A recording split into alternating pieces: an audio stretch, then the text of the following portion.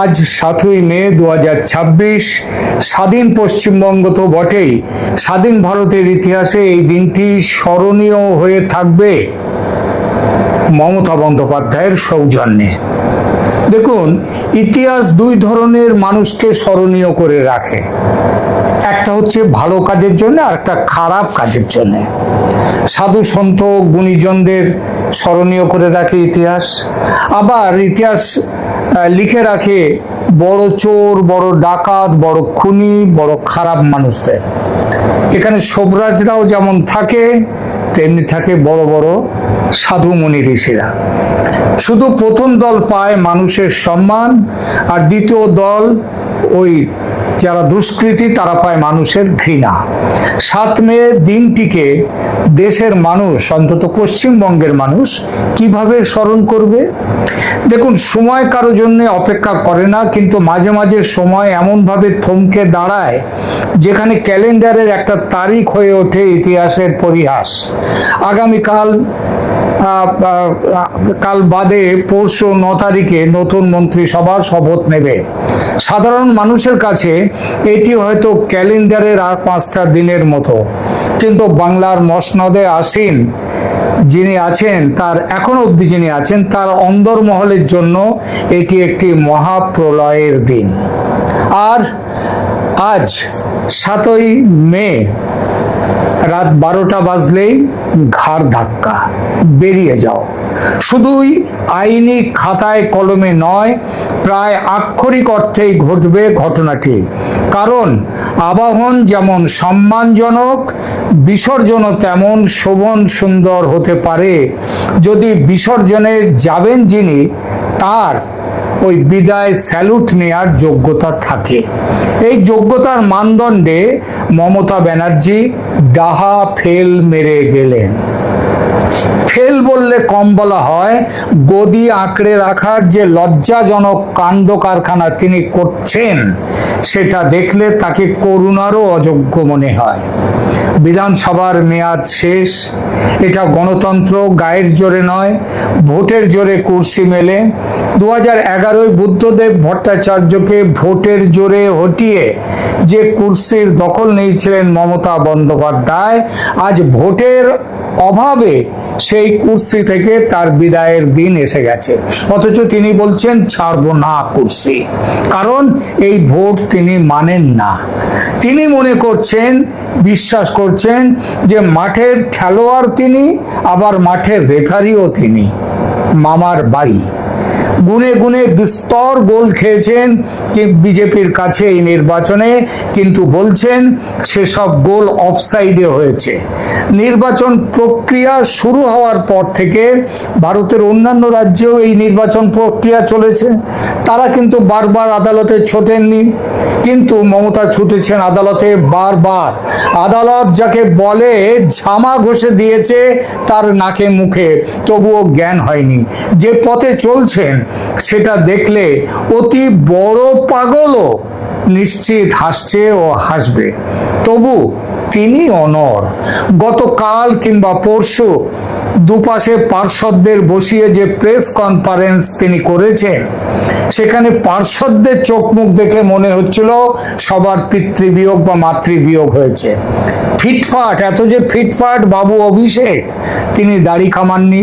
ফিরহাদ হাকিমের মুখ দেখলে মনে হয় যে তিনি চেয়ার থেকে সাড়াত করে গলে নিচে চলে গিয়ে টেবিলের নিচে লুকিয়ে পড়ে বাঁচেন।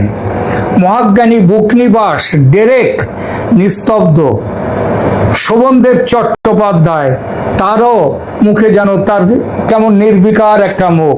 এমনকি লিপস্টিক আন্টি হিসেবে যিনি বেশি পরিচিত, সেই চন্দ্রিমা ভট্টাচার্যকে দেখে বোঝা গেল জীবনে এই প্রথম ঠোঁটে গাঢ় রং তিনি লাগাননি।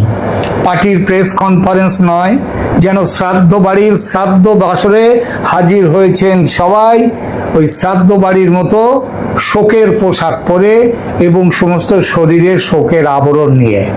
একমাত্র বক্তা সেখানে মমতা ব্যানার্জি। স্টেরয়েডের ডোজ নিয়ে যেমন ভাবে বেঁচে থাকে, হাত পা ছোড়াছুড়ি করে, সেটাই করছেন তিনি। যে কুর্সিকে ঘিরে এত লড়াই, এত তর্জন গর্জন, সেই কুর্সির পায়া এখন নড়বড়ে নয়, বরং অদৃশ্য হতে চলেছে তার কাছে, সঙ্গে উপরি পাওনা ঘাড় ধাক্কা। ক্ষমতার লোভে অন্ধ হয়ে গেলে, বিচার বুদ্ধি হারিয়ে ফেললে ফেয়ারওয়েল কখনো গ্রেসফুল হয় না, যেটা হয়েছিল কিন্তু বুদ্ধদেব ভট্টাচার্যের। তিনি এখনো তাকে মানুষ ভদ্রলোক বলে মনে করেন, কিন্তু মমতাকে এরপর অন্তত আর কেউ ভদ্রলোক ভদ্র বলবেন সেটা নিয়ে সন্দেহ আছে। যেটা হয়, সাদা বাংলায় ঘাড় ধাক্কা খাবেন, আর সেই লজ্জাজনক নিয়তি আজকেরই রাতে মমতার শিয়রে দাঁড়িয়ে আছে। রাজনীতিতে একটা সম্মানজনক প্রস্থানের পথ থাকে। ভোটের ফল দেখে যদি নিজে থেকে গিয়ে রাজভবনে পদত্যাগপত্র জমা দিতেন, যেটা সবাই করে, তবে 9 মে নতুন মন্ত্রিসভার শপথ নেওয়ার আগে পর্যন্ত তিনি সগৌরবে কেয়ারটেকার মুখ্যমন্ত্রী হিসেবে থাকতে পারতেন।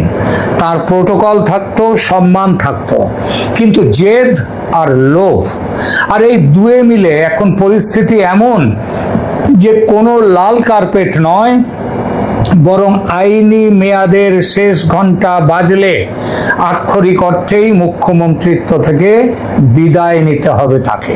এটাকেই আমি বলছি সাদা বাংলায় ঘাড় ধাক্কা। শব্দটা শুনতে কটু, কিন্তু বাস্তবটা আরো বেশি কটু ও অম্ল। আপনি যখন নিজের জন্য নিজেই ফেরার পথ বন্ধ করে দেন, তখন ইতিহাসও আপনার নাকের ডগায় দরজা সজোরে বন্ধ করে দেয়। ভাবুন তো, যে নবান্ন সচিবালয় ছিল তার হাতের মুঠোয়, যেখানে তার অঙ্গুলি হেলনে বাঘে গরুতে এক ঘাটে জল খেত, সেই নবান্নে ঢোকা এখন কার্যত তার জন্য নিষিদ্ধ। 4 মে বিকেল থেকে সেই প্রবেশ পথে দাঁড়িয়ে আছে সেন্ট্রাল ফোর্সের জওয়ানরা। কেন? পাছে কোনো ফাইল তিনি চুরি করে নিয়ে যান, যাতে সেটা আটকাবার জন্য। এই চুরি বা ছিনতাই কাজে মমতা বন্দ্যোপাধ্যায় যে রীতিমতো অভিজ্ঞ, সেটা তো আইপ্যাকের ঘটনাতেই প্রকাশ। সেই কেসেও রেকর্ড করেছেন মমতা ব্যানার্জি। ভারত হয়তো বা বিশ্বের প্রথম ছিনতাইবাজ মুখ্যমন্ত্রী মমতা বন্দ্যোপাধ্যায়। এ বিরল সম্মান, অথবা ইতিহাসের কালো দিন, কালো চরিত্র, তাও আবার মহিলা মুখ্যমন্ত্রী হয়ে। মমতা বন্দ্যোপাধ্যায়ের চৌর্য বৃত্তির ফাইল যাতে পরের সরকার এসে নাড়াচাড়া না করতে পারে, তার জন্য তিনি আইপ্যাক অফিসে গিয়ে যা করেছেন সেটা নবান্নেও করতে পারেন, এই সন্দেহ খুবই স্বাভাবিক, তাই না? লজ্জায় মাথা নত হয়ে আসে ভাবতে যে একজন বর্তমান মুখ্যমন্ত্রী, যিনি আইনি মতে এখনো তার পদে আসীন, তাকে নিজের দপ্তরে ঢুকতে দেয়া হচ্ছে না, ফাইল চুরি করে নিয়ে যাবেন এই আশঙ্কায়। এর চেয়ে বড় অপমান আর কি হতে পারে? বাংলার ইতিহাসে কিংবা ভারতের ইতিহাসে এমন দৃশ্য কি আমরা আগে কখনো দেখেছি? খাতায় কলমে তিনি রাজা বা রানী, যেটাই বলুন, অথচ নিজের প্রাসাদে ঢুকতে গেলে তাকে প্রহরীর বাধার মুখে পড়তে হবে। এই দৃশ্যটি যতটা মজাদার, ঠিক ততটাই বিষাদের। যিনি এক ট্র্যাজেডি কমেডি নাটকের শেষ দৃশ্য আমরা দেখছি। এই রাজ্যের নাগরিক হিসেবে লজ্জিত হই ভাবলে যে এই মমতা বন্দ্যোপাধ্যায়কে সততার প্রতিমূর্তি ভেবে এককালে কত গলা ফাটিয়েছি। বলা হয় সম্মানের সঙ্গে বিদায় নেওয়াটাও একটা আর্ট, কিন্তু যখন ক্ষমতা কুক্ষিগত করার মোহ ব্যক্তিগত ইগোতে পরিণত হয়, তখন সম্মান বালির বাঁধের মতো ধসে পড়ে। আজকের এই অপমান, যেখানে প্রশাসনিক প্রধানকে চোরের মতো সন্দেহ করা হচ্ছে, তা কি কেবল তার একার অপমান, নাকি পুরো রাজ্যের প্রশাসনিক কাঠামোর ওপর এক বিরাট প্রশ্ন চিহ্ন? সোশ্যাল মিডিয়ায় সমালোচনা হচ্ছে কেউ কেউ বলছেন এত অপমানের পর সেই একটি হিন্দি প্রবাদের মতো যে থুককে মরনা চাই ডুবনা চাইয়ে, মানে থুতু ফেলে ডুবে মরা উচিত। শব্দগুলো রূঢ় কিন্তু মানুষের ক্ষোভের বহিঃপ্রকাশ। যে চেয়ার মমতা বন্দ্যোপাধ্যায় আপনাকে সম্মান দিয়েছিল, সেই চেয়ারেরই আজ আপনার ওপরে বিশ্বাস নেই। অথচ আপনি এখনো রাজ্যের মুখ্যমন্ত্রী। আপনি পুরো রাজ্যের জন্য অপরিমেয় লজ্জা বয়ে আনলেন। ভোটে হেরেছেন বিশ্রীভাবে, তার জন্য আমাদের একটু করুণা হয়তো হতে পারত। যেমন বুদ্ধদেব ভট্টাচার্যের জন্য আমাদের অনেকেরই করুণা হয় এখন, কিন্তু মমতা বন্দ্যোপাধ্যায় যা করছেন তার জন্য তিনি করুণার পাত্রী নন। তার জন্য কোনো করুণা হবে না, এখন তো নয়ই, ভবিষ্যতেও হবে না। এখন শুধু ঘৃণাই প্রাপ্য আপনার। আজ 7ই মে রাত 12টা বাজতে এক এক করে একটু ঘড়ির কাঁটা এগিয়ে যাবে। সেকেন্ডের কাঁটাটা যখন 12-র ঘর ছোবে, তখন বাংলার রাজনীতির একটা লজ্জার অধ্যায় শেষ হবে। নবান্নের অলিন্দে হয়তো প্রতিধ্বনি হবে সেই সব পুরনো নির্দেশের, কিন্তু বাস্তবের মাটিতে দাঁড়িয়ে থাকবে কেবল শূন্যতা। উপলব্ধিটা এই যে কুর্সি তো চিরস্থায়ী নয়, কিন্তু যাওয়ার ধরনটা চিরকাল মানুষের মনে থাকে। কেউ বিদায় নেন চোখের জলে, আর কেউ বিদায় নেন ঘৃণা নিয়ে, ঘাড় ধাক্কার অপমান নিয়ে। আগামীকাল 8ই মে যখন সূর্য উঠবে, বাংলা দেখবে এক নতুন সকাল। আর নবান্নের সেই ঘরটা, সেখানে হয়তো তখন নতুন কোনো গল্পের পাণ্ডুলিপি লেখা হবে। বিদায় কুর্সি, বিদায় দম্ভ, বিদায় লোভ। আজ না হোক কাল একদিন হিসাব করতে বসবেন নিশ্চয়ই মমতা দেবী আপনি। সেদিন বুঝবেন বেঁচে থেকেও আত্মহত্যা অন্যভাবেও হয়। আর 26শে মে মাসে আত্মহত্যা করলেন আপনি, নিজে লজ্জা করলেন, লজ্জিত করলেন রাজ্যবাসীকে।